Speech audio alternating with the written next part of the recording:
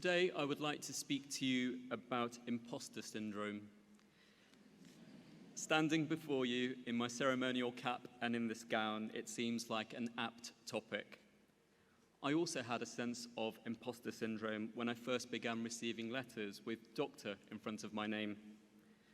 Although it was exciting, there was a sense of disconnect and trepidation. Imposter syndrome refers to the persistent inability to believe one's success is deserved and has been legitimately achieved as a result of one's own efforts or skills. Clearly, none of us should be anxious about graduating. Today is a milestone, a testament to persistence, overcoming obstacles, sidestepping burnout, learning and overlearning, developing skills and applying them. It is a huge achievement. I do not remember much about my own graduation. In fact, when I graduated in 2006, it was one of the darkest periods of my life. I left and never came back until today. I almost felt as if I never graduated, which is why I'm so grateful to have been given this opportunity to address you all today. Doctors love to take a past medical history. We are by definition people.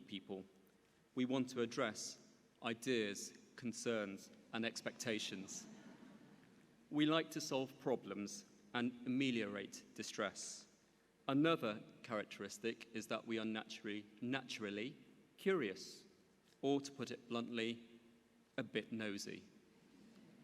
So I'm going to explain why I never came back and why being back here today is cathartic for me and hopefully instructive for you. Finals are the stuff of nightmares. The sense of impending doom lingers. I still have nightmares that it's the night before finals and I haven't prepared enough. This is despite the fact that I have been a doctor for 17 years. Here comes the Breaking Bad news bit. You may be familiar with this with OSCEs and clinical practice. Unfortunately, my father died suddenly on the night before finals. I received the dreaded phone call late at night and rushed home to Birmingham. It would be incorrect to say what followed was a miserable blur. It is etched into my memory. I remember driving back to medical school the following morning to sit my finals. What I also clearly remember was the kindness shown to me by some of the staff who are present here today. I sat my exams with an invigilator in a separate room, so my sobs would not distract the other students. The exam paper was smeared with tears, ink bleeding into thick smudges. Somehow, I passed. I didn't want to come to my graduation, but my family insisted. We needed to celebrate. I wore my cap and gown, smiled for photographs, but I wasn't there. But now I am. After medical school, I decided I wanted to help people who needed it the most. The inverse care law states those in the greatest need of help are the least likely to receive it. I wanted to do something about it. I trained to become a GP, and when I completed my training in 2012, I began working in a homeless practice, not far from where we are today. As winter approached, many of our homeless patients would commit crimes in the hopes of going to prison, where they would have food, shelter, and company. I followed my homeless patients into prison. I've been a prison doctor for over a decade. It has been the most exhilarating and the most anxiety-provoking work. I feel exceptionally lucky to have my career.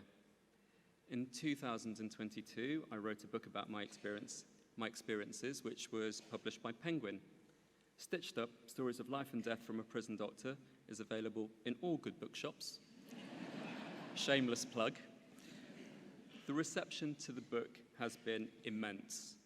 I've been invited to appear at literary festivals, podcasts, TV, and radio. And it all began here, with graduating from this university. So I'm honoured to have been invited back to address you all and offer congratulations. None of us need to suffer from imposter syndrome. Thank you.